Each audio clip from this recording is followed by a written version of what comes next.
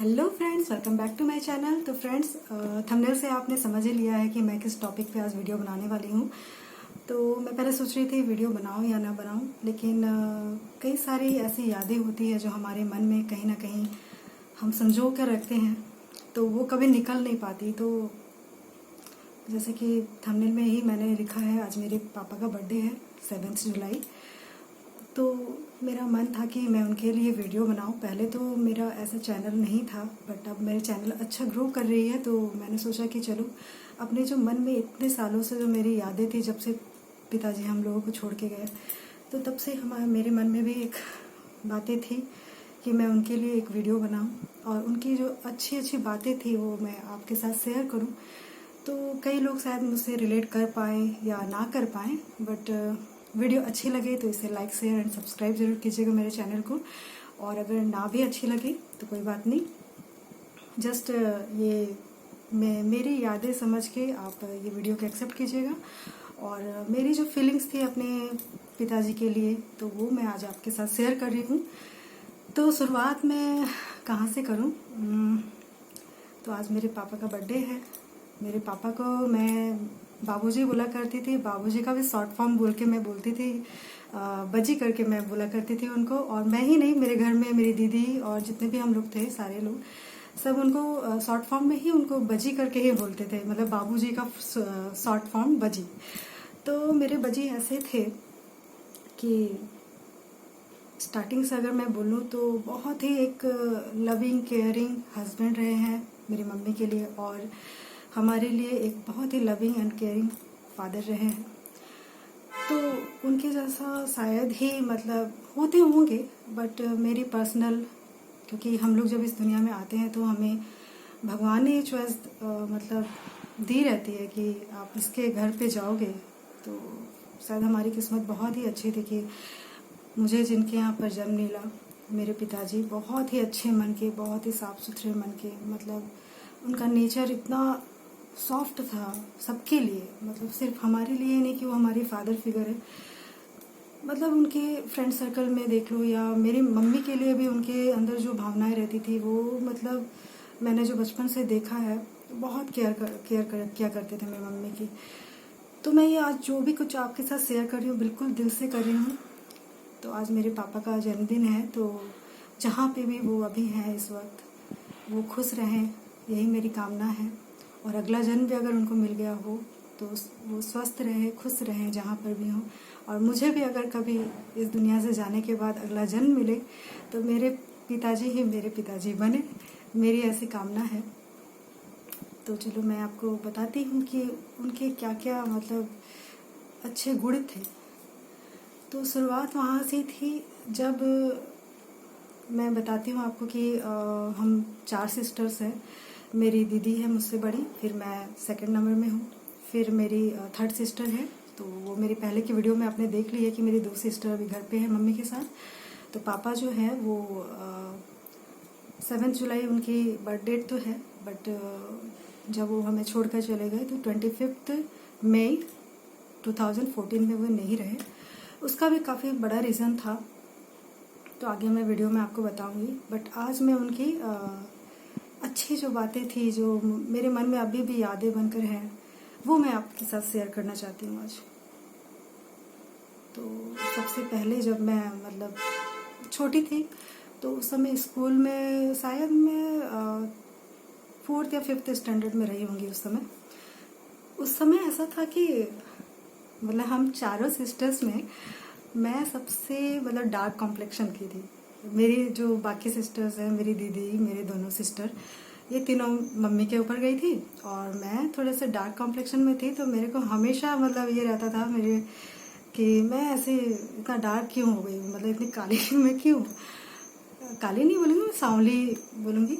तो मैं ऐसे क्यों हूँ? तो ये बचपन में क्या होता है ना कि दिमाग उस समय ऐसे फालतू की चीज़ों में रहता है। तो सबको मैं देखती थी कि मेरे घर में सारे लोग गोरे और मैं ही क्यों ऐसे। तो ये हमेशा मेरा मन में रहता था। तो एक बार मेरे ज़्यादा ही मैं इस बात को लेके ना हमेशा मतलब इमोशनल हो जाती थी और थोड़ा सा सैड हो जाती थी, रोने भी लग जाती थी, कभी कभी ऐसा होता था। तो मेरे जो पिताजी थे मेरे बजी, वो क्या करते थे कि अच्छा, और वो मेरे को शांत करते थे और बोलते थे, अरे तू तो मेरी असली बेटी है, मतलब तुम्हारा कलर मुझसे मिलता है, देखो हम लोग ये ऐसे सांवली हो, तुम काली थोड़ी हो, तुम तो सांवली हो, मेरे जैसे हो, देखो देखो बोल के वो अपना हाथ मतलब ऐसे करके दिखाते थे। और ये जो तीनों हैं ये लोग तो मम्मी के ऊपर गई है, तो तुम ऐसे मत सोचो, तुम मेरी असली बेटी है।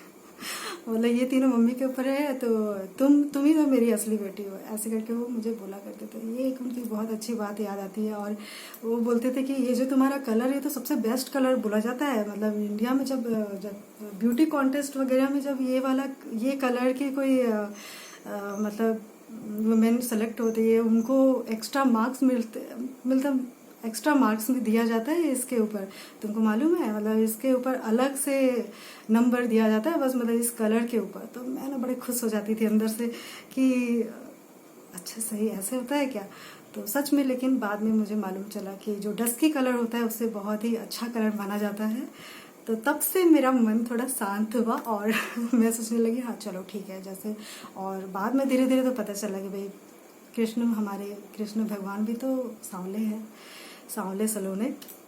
तो अब तो मुझे कलर के ऊपर कुछ ये नहीं होता कि गोरे हो या काले हो या जो भी, तो ये ऐसा मैं नहीं सोचती हूँ। थोड़ा बहुत होता है बट वो ऐसा नहीं जो बचपन में हुआ करता था। ये एक मुझे उनकी याद आती है। और सेकेंडली बहुत ही अच्छे मतलब वो हस्बैंड थे मेरी मम्मी के।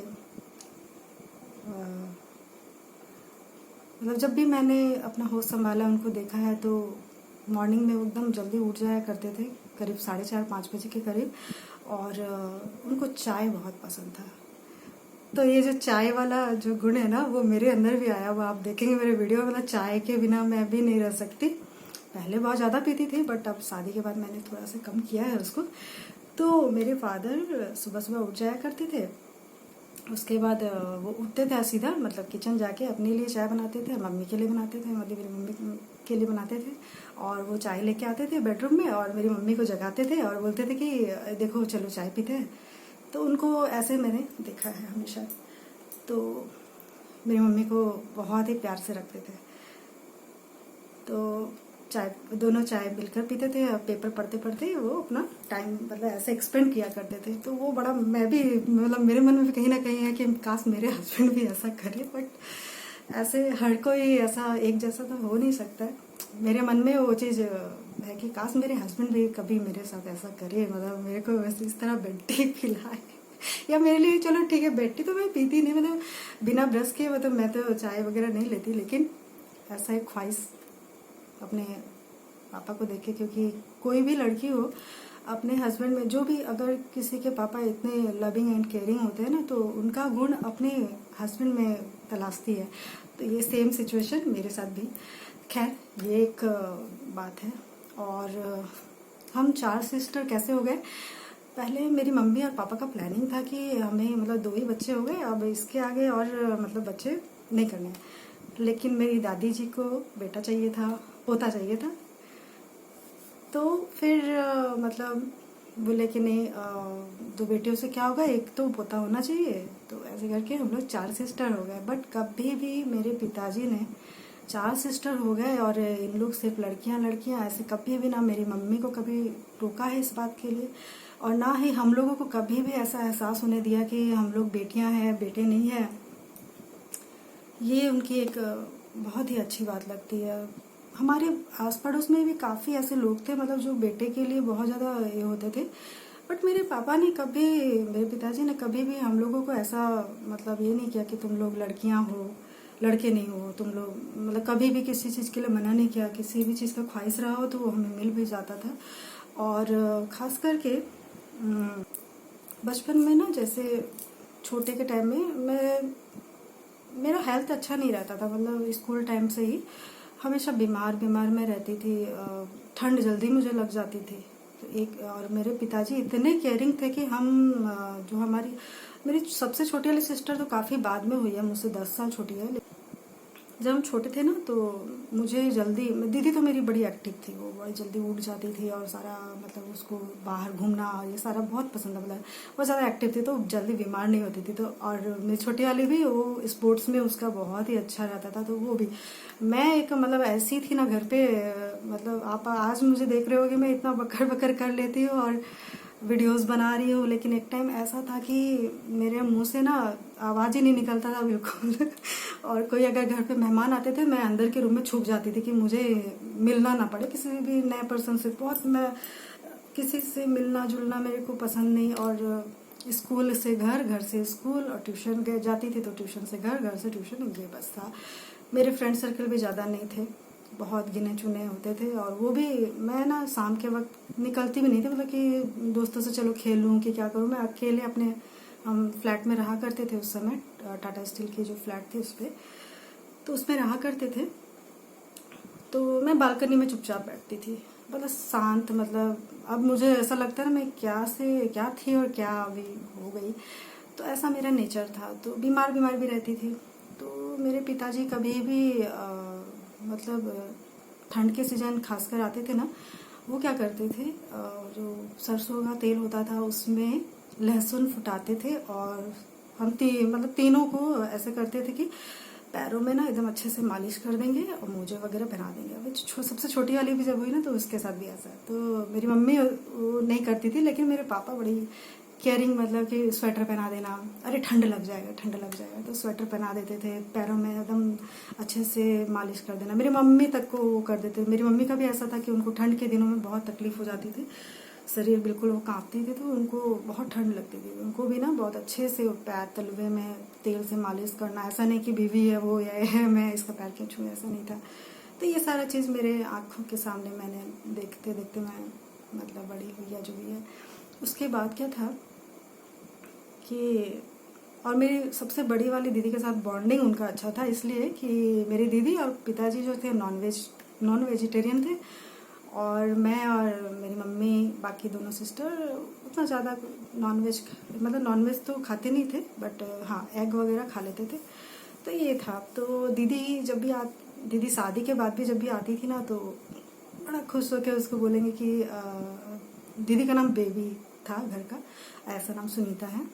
तो वो बोलते थे कि बेबी तुम क्या खाओगी, बोलो हम लेके आएंगे मार्केट से। तो दोनों का आपस में रहता था। संडे संडे दीदी भी हमारी एक ही शहर में ही है अभी शादी के बाद, और दीदी की 2 बेटियां हैं। तो दीदी आती थी हर संडे और वो अपनी ख्वाहिश बताती थी, पिताजी तुरंत बाजार जाके ले आएंगे और एकदम जल्दी जल्दी से वो बनाते थे, और दीदी आएगी तो दीदी के साथ बैठ के पहले वो लोग खा लेंगे, ऐसा ऐसा होता था। तो और मेरी मम्मी को भी बहुत ज़्यादा सपोर्ट करते थे, मतलब सब्जी बनाना या कुछ भी, मतलब उनका एक शौक था खाना बनाना। तो अभी के टाइम में तो कोई ऐसा पति मिलना बहुत मुश्किल है। ये सारा एक्सपेक्टेशन मतलब मैं अपने हस्बैंड से करती हूँ, बट ठीक है अच्छे नेचर के हैं, बट कहीं ना कहीं वो चीज़ दबी रहती है। काश मेरे भी हस्बैंड थोड़ा से मुझे ऐसा दे तो एक तो लगे कि हाँ मैं भी एकदम सुपीरियर हूँ थोड़ी सी। तो ये सारा ख्वाहिश मेरे मन में है अब तक। तो एक बार का ऐसा बात हुआ था कि मैं शायद 5 या 6 के टाइम, 5 या 6 स्टैंडर्ड में थी। तो वो टाइम क्या हुआ था कि मेरे मार्क्स बहुत कम, मतलब पढ़ने में भी एकदम अच्छी नहीं थी, और मैथ्स बिल्कुल मेरे दिमाग में घुसती भी नहीं थी तो बहुत ज़्यादा। तो शायद उसमें मेरा रेड मार्क आ गया था। उसको लेके मैं ना बहुत ज़्यादा मतलब उदास थी और रो रही थी, अब मेरे को डांट पड़ेगा जो इस तरह का, मतलब डांट पड़ेगा ये सोच के ये हुई थी। लेकिन मेरे पिताजी कभी भी, हम चारों सिस्टर्स में, दीदी की तो काफ़ी पहले शादी भी हो गई थी, जस्ट ग्रेजुएशन के बाद ही दीदी की शादी हुई। उसके बाद मेरी शादी बहुत लेट हुई है थोड़ी सी। लेकिन हम तीनों जब तक थे, तो जब भी हमें स्कूल से या मार्क्स अगर कम आ गए तो कभी भी हमें ना डांटते नहीं थे। तो अगर रोना अपने आप आ जाता है ना जब फेल हो या रेड मार्क आ गया है, तब टीचर्स मतलब उसमें कंप्लेन लिख देते हैं कि अच्छे से पढ़ो, इम्प्रूव करो या जो है। तो मेरे शायद दो सब्जेक्ट में शायद मेरे रेड मार्क आ गए थे। उस समय जो ना वो सिस्टम हुआ करता था, मतलब नंबरिंग वाला सिस्टम हुआ करता था। तो नंबर्स उसमें पास मार्क नहीं थे 2 सब्जेक्ट में, तो प्रोमेटेड पास शायद मैं हुई थी, ऐसा मुझे लग रहा है। 5 या 6 का बात है ये। तो फिर ऐसा हुआ था, तो मुझे बड़ा रोना आ रहा था कि मुझे रेड मार्क आ गया। मैं क्या बोलूँ, मेरे को खुद भी अच्छा नहीं लग रहा था, मैं इतनी ज़्यादा कमज़ोर। लेकिन फिर मेरे पिताजी आए तो मुझे अपने पास बैठाए, तो उन्होंने बोला कि मेरे आंसू पोंछे और बोला कि तुम क्यों इतना दुखी हो रही है? अरे तुम जो बाकी का नंबर लाई हो, तुम्हारी मेहनत का तो तुम लाई हो, इसमें बस 2 सब्जेक्ट में तुमको थोड़ा सा मेहनत करना है। तो ऐसा कुछ बड़ा चीज़ नहीं है, फेल पास, अगर फेल भी तुम हो जाओ ना तो कोई बात नहीं, नेक्स्ट बार फिर अच्छे से ट्राई करो, इसमें रोने का क्या बात है? कहीं बड़ा जिंदगी है आगे। एक फेल हो पास हो, इससे कुछ नहीं होता है, आगे तुम्हारा लाइफ आगे बहुत कुछ सीखने को मिलता है। फेल हुए तो उसमें और मेहनत करो, पास हो ही जाओगे।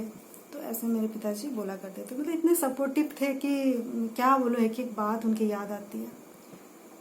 और मतलब आज मैं पता नहीं दिल खोल के ऐसा मन कर रहा हूँ उनके बारे में।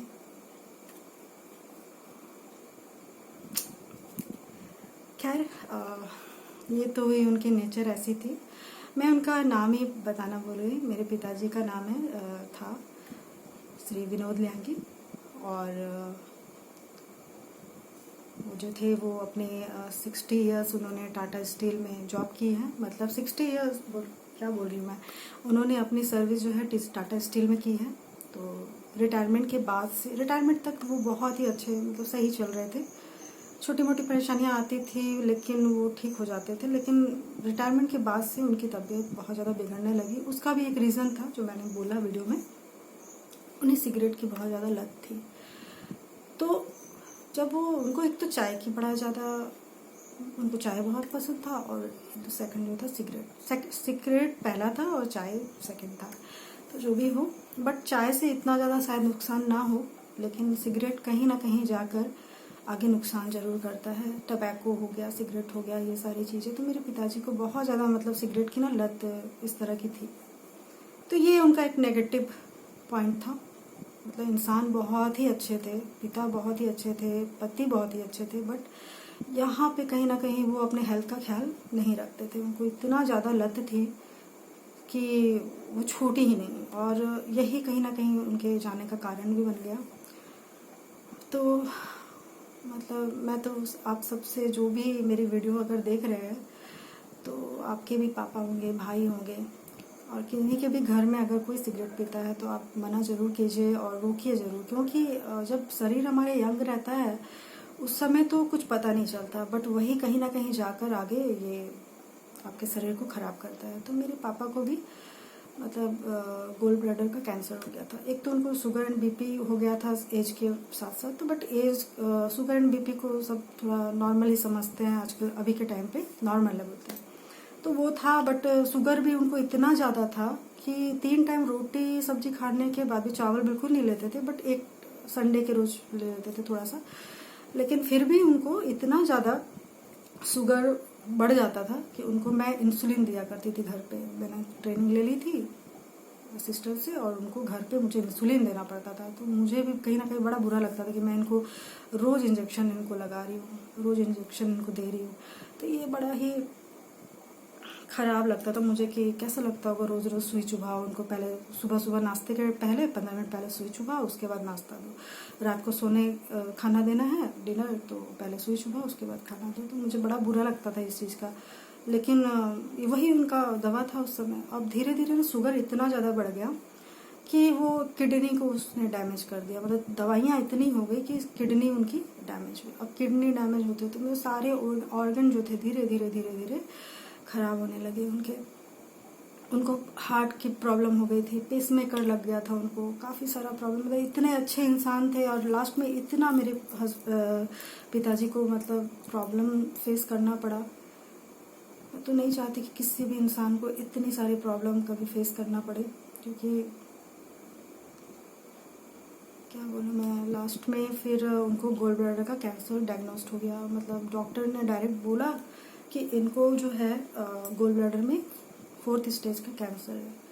अब हम लोग इतने परेशान हो गए क्योंकि घर में हम लोग सिर्फ 4 बेटियाँ थे। दीदी की ऑलरेडी शादी हो चुकी थी और वो भी उतना नहीं आना जाना कर पाती थी क्योंकि उनके भी ससुर जी की तबीयत सही नहीं रहती थी।